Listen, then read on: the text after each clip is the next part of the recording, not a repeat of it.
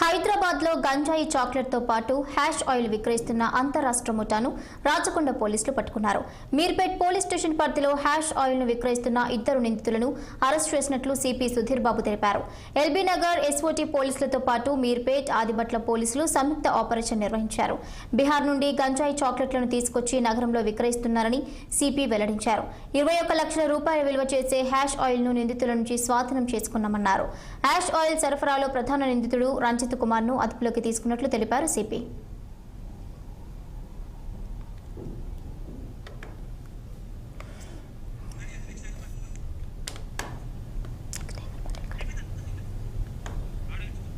Two important break throughs మన SOT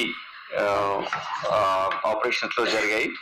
ఒకటేమో ash oil ఇక్కడ బయట నుంచి ఆంధ్రప్రదేశ్ రాష్ట్రం నుంచి తీసుకొస్తున్నటువంటిది, అది సీజ్ చేయడం జరిగింది.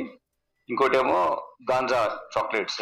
ఈ గంజాయి బీహార్ నుంచి తీసుకొచ్చి సమస్తీపూర్, అక్కడ నుంచి సీతామఢీ, ఆ 2 జిల్లాల నుంచి ఉన్నటువంటి ఆ ప్లేసెస్ నుంచి తీసుకొచ్చారు.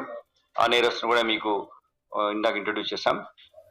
ఈ మొత్తము దాంట్లో ఫస్ట్ విల్ డిస్కస్ అబౌట్ ఈ సీజర్ అయిన దాన్ని, ఈ హాష్ ఆయిల్ ని ఇలా చిన్న చిన్న ప్యాకెట్స్ లో చేసి అమ్మకానికి పెడుతున్నారు.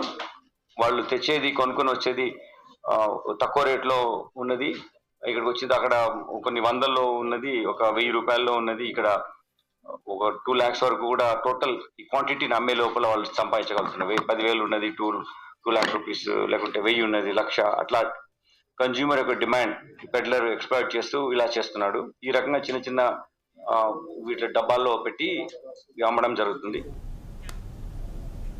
సిద్దిపేట జిల్లాలో ప్రబలుతోన్న సీజనల్ వ్యాధులతో ప్రజలు